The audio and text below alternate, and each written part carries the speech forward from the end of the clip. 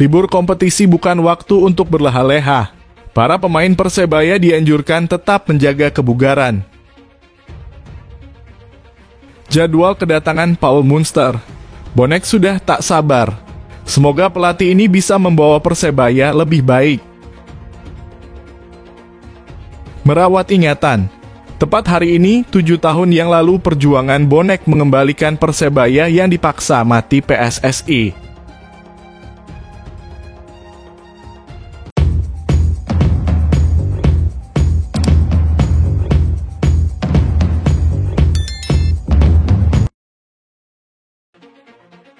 Libur kompetisi bukan waktu untuk berleha-leha. Para pemain Persebaya dianjurkan tetap menjaga kebugaran. Libur kompetisi bukanlah saat untuk bersantai bagi para pemain Persebaya Surabaya. Sebaliknya merupakan momen krusial untuk mempertahankan kondisi fisik dan keterampilan yang telah dibangun sepanjang musim. Dalam artikel ini, kita akan mengupas tuntas program latihan yang seharusnya diberikan oleh Uston Nawawi kepada para pemain Green Force agar tetap dalam performa puncak ketika kembali meramaikan lapangan hijau. Program latihan selama libur kompetisi tidak boleh lepas dari latihan kardiovaskular yang efektif. Pemain Persebaya Surabaya perlu menjaga daya tahan kardiovaskular mereka agar dapat menghadapi intensitas pertandingan yang tinggi.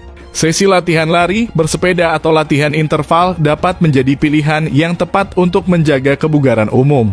Selain kebugaran umum, pemeliharaan keterampilan teknis juga menjadi fokus utama. Latihan kecepatan dan ketangkasan akan membantu pemain mempertahankan kepekaan dan koordinasi mereka. Drill-drill yang menitik beratkan pada gerakan cepat, perubahan arah, dan sentuhan bola dapat dilakukan secara teratur untuk memastikan keterampilan tetap tajam. Penguatan otot adalah bagian integral dari program latihan. Pemain Persebaya perlu menjaga kekuatan tubuh mereka untuk menghindari cedera dan meningkatkan performa saat kembali bertanding. Latihan beban, baik itu menggunakan berat tubuh sendiri atau peralatan gym, dapat membantu memelihara dan meningkatkan kekuatan otot secara menyeluruh.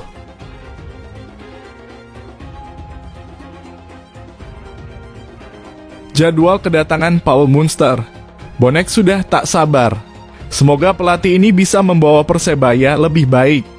Gelombang antusiasme bonek supporter setia Persebaya Surabaya terus bergelora seiring dengan spekulasi seputar pelatih baru Green Force. Nama Paul Munster semakin mendarat di bibir supporter yang kini menggoda dengan penuh harapan untuk melihatnya memimpin tim kesayangan mereka. Setelah serangkaian pergantian pelatih sepanjang musim ini mulai dari Aji Santoso, Uston Nawawi, hingga Joseph Gombau, Paul Munster muncul sebagai bintang yang berpendar di langit Surabaya. Dengan catatan statistik yang mengesankan dan rekam jejak karier yang cukup mentereng, pria asal Irlandia Utara ini menjadi magnet perhatian bonek. Pendekatan sudah kami lakukan dalam sepekan terakhir. Mudah-mudahan sebelum akhir pekan ini sudah bisa disampaikan ke publik. Insya Allah pelatih baru ini sudah pernah melatih klub di Indonesia, kata Chandra Wahyudi, Direktur Operasional Persebaya Surabaya kepada Jawa Post. Melihat statistiknya, Paul Munster bukanlah sosok yang asing dalam panggung sepak bola Indonesia.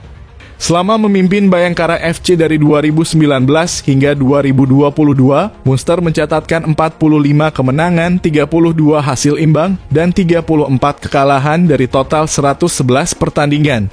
Dengan rasio gol mencengangkan 181 gol dilesakan timnya, sementara hanya 143 yang kebobolan. Karier Munster tidak hanya terbatas di Indonesia. Sebelumnya dia mengemban tugas di berbagai klub di Swedia, India, dan bahkan menangani timnas Vanuatu. Pencapaiannya mencakup pengelolaan klub-klub ternama seperti Örebro SK dan BK Forward di Swedia, serta menangani Minerva Punjab di India.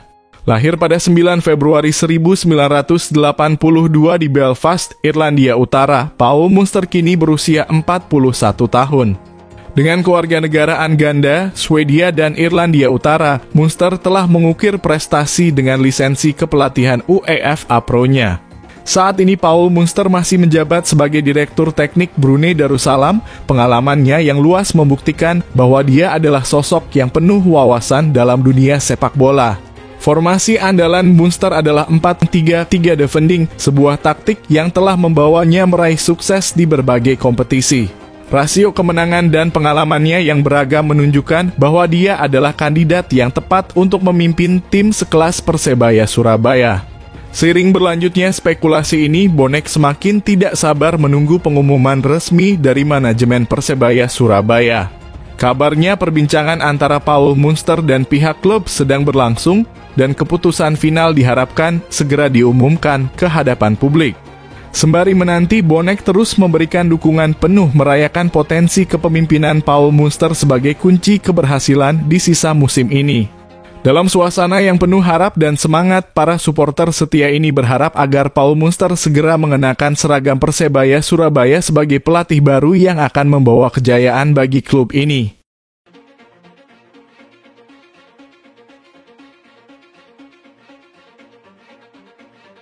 Merawat ingatan. Tepat hari ini, 7 tahun yang lalu perjuangan bonek mengembalikan Persebaya yang dipaksa mati PSSI. Bonek meramaikan jalan-jalan Surabaya dengan aksi parade bela Persebaya yang mengesankan. Dalam parade yang mengambil start di Jalan Pahlawan, bonek tidak hanya menunjukkan kecintaan mereka kepada tim kesayangan, tetapi juga menyuguhkan keunikan dan semangat juang yang luar biasa. Aksi ini menjadi sorotan tidak hanya karena kreativitas dan fanatisme bonek. Puncak kemeriahan parade tak lain adalah kehadiran patung buaya hijau raksasa berukuran 5 meter. Bonek tidak hanya menunjukkan dukungan mereka dengan nyanyian dan yel-yel, tetapi juga melalui seni visual yang mengagumkan. Tak hanya itu, beberapa bonek menampilkan keunikan lain, seperti naik kuda, membawa keranda, dan mengibarkan poster, baliho, serta bendera khas Persebaya Surabaya dengan ukuran super jumbo. Dilansir dari Polrestabes Surabaya, Andi Peci, korlap aksi bonek, mengungkapkan rasa syukurnya atas dukungan penuh dari kepolisian dan pemerintah kota Surabaya. Pengawalan dari kepolisian, mobil komando, hingga puluhan truk bak terbuka menjadi bukti sinergi antara bonek dan pihak berwenang.